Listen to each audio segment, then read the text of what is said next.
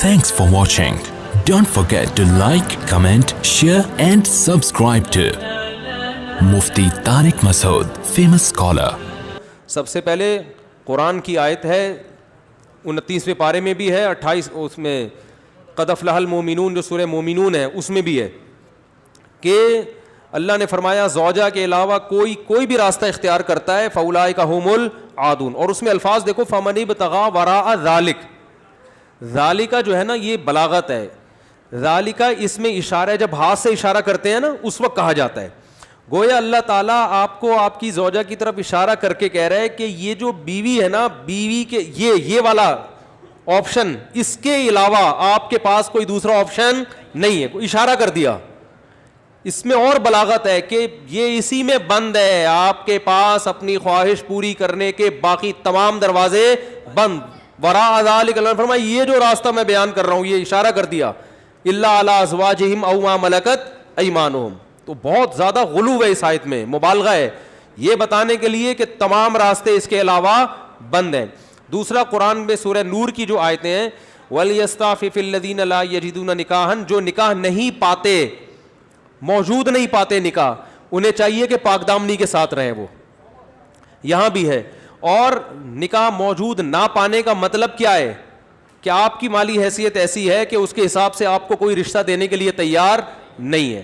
تیسری آیت 5ویں پارے کی ابتدائی آیتیں ہیں, اس میں اللہ نے فرمایا کہ جو آزاد عورت سے نکاح کی طاقت نہیں رکھتا وہ کسی کی باندی سے نکاح کر لے. تو اب باندیاں تو نہیں ہیں, مطلب قرآن کا حاصل یہ ہے کہ اپنا معیار نکاح میں گرا دے, نقصان کرے اپنا, کوئی بات نہیں ہے, لیکن پھر بھی دوسرے راستے ان کو اختیار نہیں کر سکتا. تو اس لیے اگر آپ کے پاس پیسے نہیں ہیں, کوئی نکاح کے لیے تیار نہیں ہے, اپنا معیار آپ گرائیں. آپ کو دوسرے راستوں ہینڈ پریکٹس اور اس جیسے بے حیائی کی آپ کو اجازت, نہ زنا کی طرف نہ کسی اور راستے کی طرف جانے کی اجازت ہے. یہ تیسری دلیل ہو گئی کہ نکاح کا معیار آپ کو گرانا پڑے گا اپنا.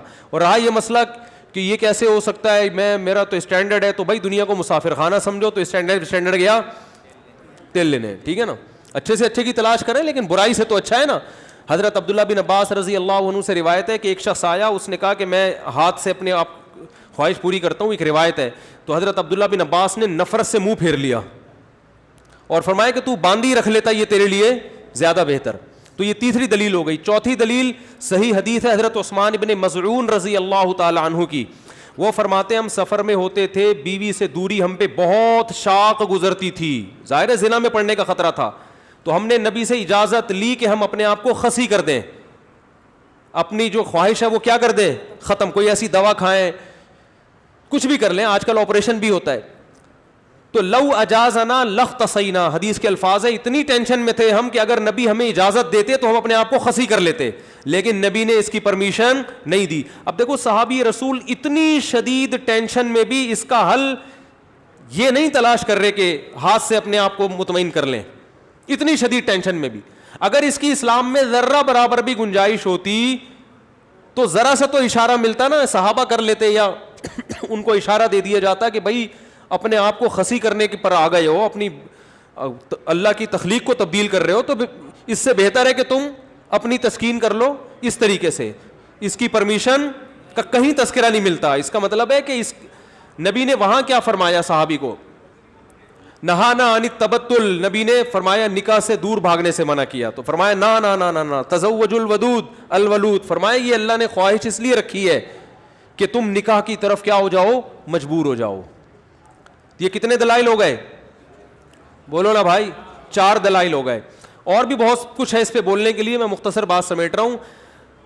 اصل میں لوگ جو یہ کہتے ہیں نا کہ یار ہم مجبور ہیں تو کیا کریں ہم, یہ تو خواہش اتنی جب مسلط ہو جاتی ہے ہمارے اوپر, یہ تو اس سے جسم کو بھی نقصان ہوتا ہے, مینٹلی بھی آدمی ڈسٹرب ہوتا ہے.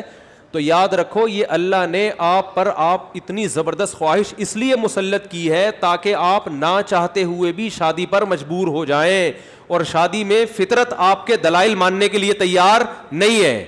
یہ جو آتے ہیں میرے پاس پیسے نہیں ہے تو ایکچولی ابھی ایجوکیشن, ایکچولی ابھی یہ, فطرت اس چیز سے متاثر نہیں ہے.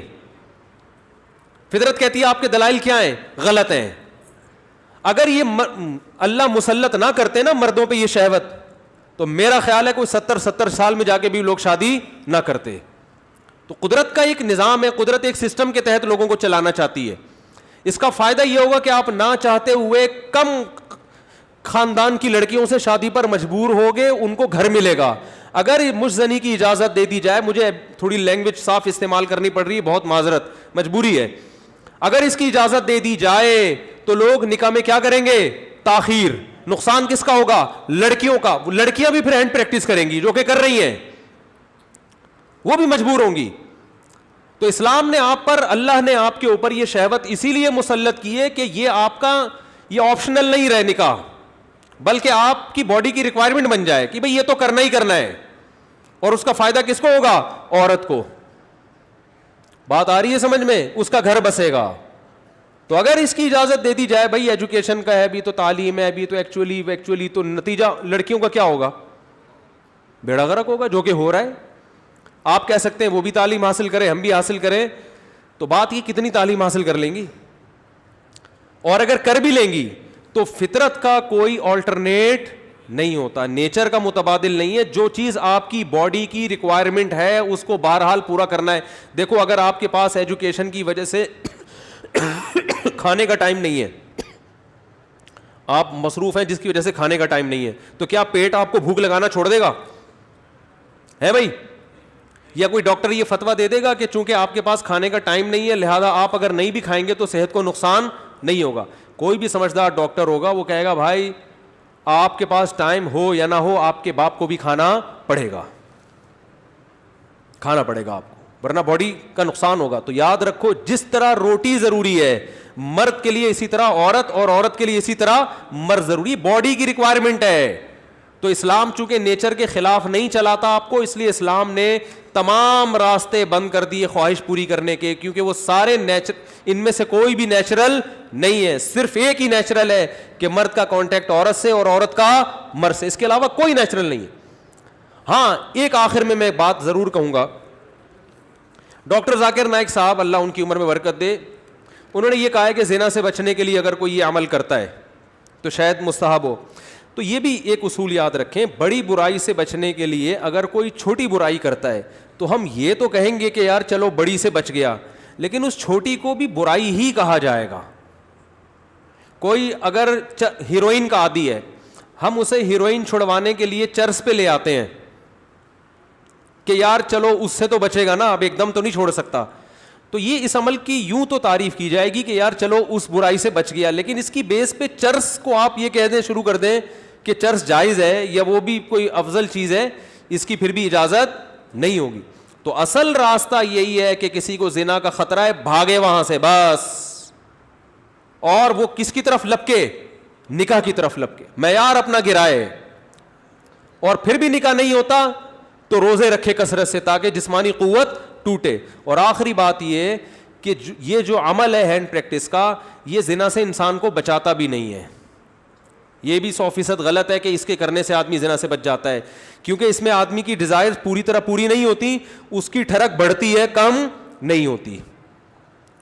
اگر کوئی زنا یہ کام کر بھی لے نا پھر بھی زنا کی طرف لپکے, بلکہ اور زیادہ لپکے گا, کیونکہ یہ خواہش نفس ایسی چیز ہے کہ یہ پوری کرنے سے بڑھتی ہے.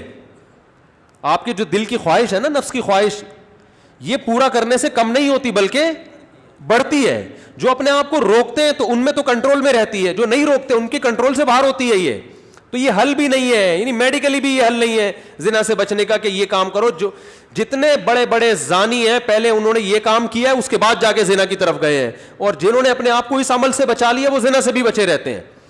تو زنا سے بچنے کا جو قرآن میں اور احادیث میں ہمیں طریقہ ملتا ہے, جیسے یوسف علیہ السلام تھے, ان کو عورت نے دعوت دی زنا کی, وہ بھاگے ہیں, بس نکلنے کی کوشش کی انہوں نے وہاں سے. تو اصل حل اس کا یہ ہے. اور آخری بات یہ کہ یہ میں مانتا ہوں بہت سارے نوجوانوں کے حالات سامنے آئے ہیں جو اس لت, اچھا یہ بھی ایک فالٹ ہے اس میں کہ یہ عمل ایک دفعہ ہوتا نہیں ہے. آپ جو نوجوانوں کی ہسٹری جمع کریں نا, تو ایسا نہیں ہوتا کہ جس نے ایک دفعہ کیا تو بس زندگی میں ایک ہی دفعہ کیا کہ یار بہت زیادہ مجبور ہو گیا تھا تو یہ عمل کر لیا. نا نا نا نا, جس نے ایک دفعہ کیا وہ دن میں 10 دفعہ بھی کرتا ہے پھر یہ عمل. اس کو ایسی حس اس کی بڑھ جاتی ہے اور ٹھڑک بڑھ جاتی ہے کہ پھر یہ معاملہ اس کے کنٹرول سے باہر نکل جائے. وہ 100 بار توبہ کرے گا, 100 بار توبہ توڑے گا وہ.